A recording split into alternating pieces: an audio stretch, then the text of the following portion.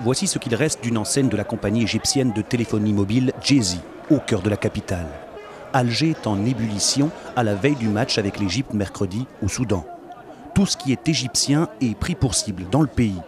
Ici, Djezzy, c'est le symbole du capitalisme égyptien. Et par les temps qui courent, il ne fait pas bon être égyptien en Algérie.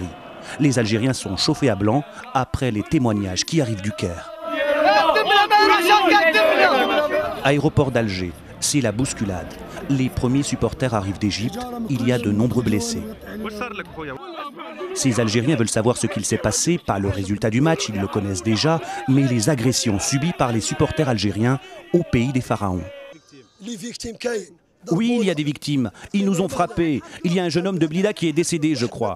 Il y avait aussi le Kabyle, il jouait le tambour. Il s'est éteint les cheveux. Ils lui ont fracassé sa colonne vertébrale. Les supporters algériens n'ont pu quitter le stade qu'à 4 h du matin. L'escorte égyptienne nous a emmenés à l'aéroport, sirène hurlante, pour bien avertir les Égyptiens qu'on était là, un code. Puis ils nous ont abandonnés à notre sort. On a reçu encore des coups. Et je ne parle pas de ceux qui sont venus par route. Des femmes algériennes ont été déshabillées. Mais selon l'ambassadeur au Caire, aucun décès n'est à signaler. Et Toufik de prendre à partie la foule pour lancer un message en direction des Égyptiens.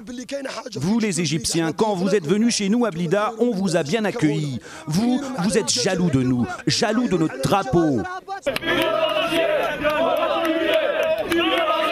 Un pont aérien a été mis en place entre Alger et la capitale soudanaise. Tous au Soudan, scandent ces jeunes. Le match est à haut risque.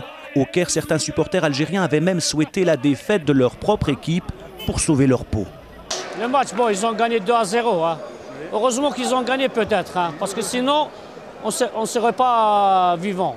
Les 3500 ou les 4000 supporters qui étaient au stade algérien, sur les 90 000 Égyptiens qui sont rentrés gratuitement, on ne serait pas vivants. Quartier de Bab el Oued, à Alger. Les rues sont en vert et rouge, couleur du drapeau national. Un nationalisme footballistique du jamais vu dans le pays. Après l'agression de l'équipe nationale à coups de pierre par des ultras égyptiens, la tension est montée. C'est aussi l'illustration de la place du football chez les Algériens. Il y a 35 millions de supporters et tout le monde est derrière son équipe.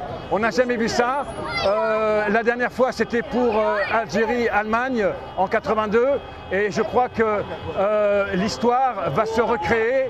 24 ans que l'Algérie attend cela, rejouer en Coupe du Monde. Les rues sont prises d'assaut. La police, d'habitude sur le qui-vive, laisse faire. Les tubes pour la qualification font un tabac. Sur la route qui mène à l'Afrique du Sud en 2010, l'étape de Khartoum est décisive.